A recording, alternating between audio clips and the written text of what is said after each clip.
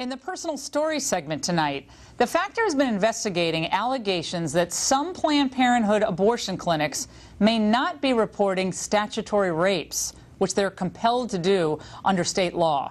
Most recently, pro-life filmmakers went undercover at an Alabama clinic posing as a 14-year-old girl impregnated by her 31-year-old boyfriend. In order to have one, you're going to have a parent's consent. What does that mean? That means she can't have an abortion until her parent signs the paper. Can we talk about that more? Because I don't want my parents to know. What if my boyfriend gives his consent? How old's your boyfriend? He's 31. Is it a problem about my boyfriend? As long as you consented to having sex with him, there's nothing you can truly do about that. Joining us now from California is Lila Rose, the filmmaker who made that video, and from Montgomery, Alabama, the state's Attorney General, Troy King. Lila, I want to start with you because you've conducted these sting operations at a number of Planned Parenthood clinics now across the United States, and you've discovered fascinating things about how they operate. But when you went into that clinic, and you said you were 14 years old, what was her instant reaction? What was her body language, the facial expression? Because she sort of seemed to say, oh, okay, we have to figure out a way, in other words, to work around that.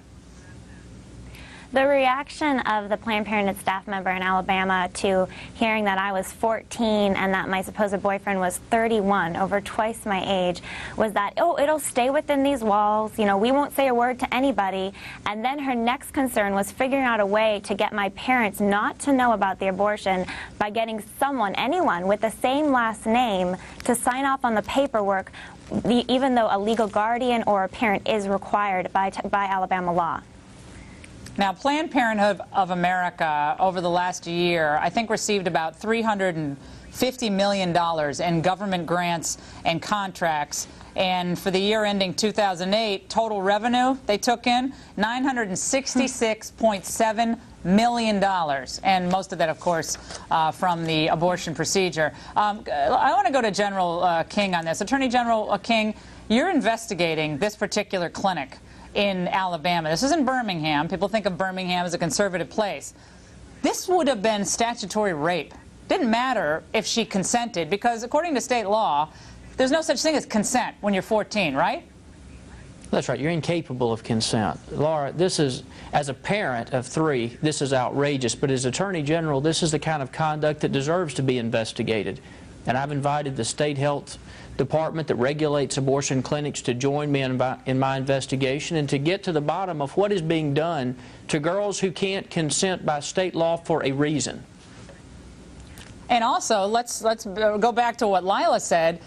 This particular girl wasn't going to get her parental consent. I mean, this was Lila posing in the sting, but the worker at the clinic was all too happy to say, well, do you have an older sister with the same last name? And Lila, you probably were surprised about that response.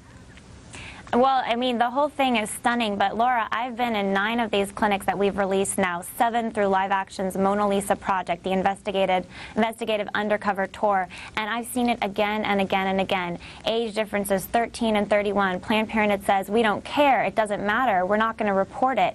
And this is a growing pattern across the country. At the end of the day, I mean, I can't be surprised as part of a generation that wants to build a culture of life in America. Are we so surprised to find this sexual abuse cover-up at these clinics when there's this hostile attitude towards the life of the unborn child that is being taken in these clinics regularly across the country, and that extends to not protecting the dignity of these young girls going in and looking at them holistically and considering what they need and what their rights are to be protected. Attorney General King, what we've seen on that tape, what we've seen on these other investigations, is not just obviously a disrespect for life. I mean, they make millions off the abortion procedure, but it's a willful attempt to disregard the law that's on the books and a purposeful effort to thwart the letter of the law on consent and on the statutory rape issue. They have a duty, a legal duty, to report statutory rape, a legal duty. They're not, obviously, they're not following that legal duty. What can happen to Planned Parenthood in Birmingham? If this investigation goes forward and you corroborate what Lila found, what could happen to them? Well, at the very least, their license can be in jeopardy, Laura. Look, this is extremely troubling. It's troubling that a girl would go into an abortion clinic, that she would tell them she's 14 years old, and she would be coached by an abortion clinic worker in how to break the law, to go and get an older sibling that shares her name. They even told her that if her boyfriend had the same last name, perhaps he could sign.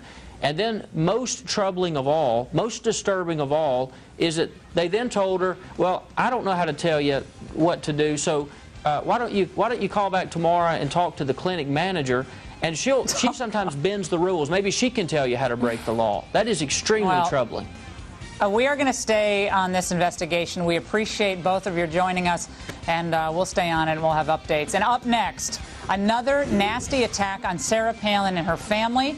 Why this woman still drives the media elite